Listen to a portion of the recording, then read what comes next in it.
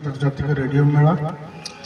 এবং 4 दिन धरी ये रेडियो मेला चलो दीर्घ 15 वर्ष धरी सान भाई सुब्रत द्वारा एक प्रकार आयोजन होती भुवनेश्वर मुख्यतः बहुत वर्ष धरी आपण मैंने मंच कला मंडप भितर कार्यक्रम को देखुले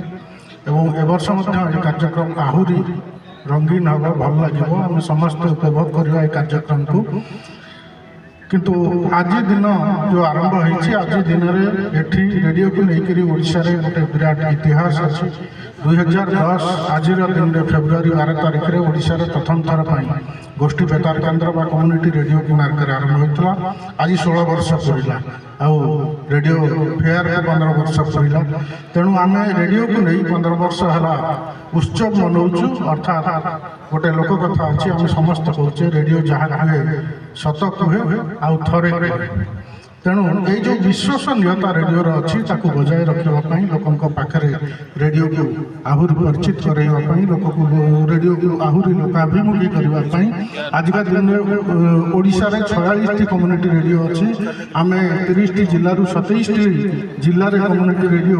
प्राय ओडिशार 27 भाग जनबसती को पॉपुलेशन को कैटर कर तेणु यही अवसर में अन्य आकाशवाणी सह अन्य घरोई रेडियो स्टेशन मान अच्छा तेणु विशेषतः लोकों जीवन जीविका आउ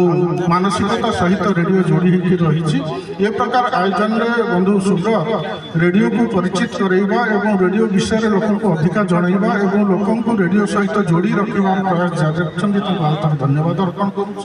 साधुवाद जनाऊँगी आप समस्त जो मैंने मत शुणी पार्टी समस्त को अनुरोध करुँच 4 दिन आपड़ निश्चित किसी समय पठातु रेडियो को बुझंतु रेडियो को शुणु रेडियो को भल पातु और गोटे गोटे रेडियो निज पाखे रखु शुणु धन्यवाद।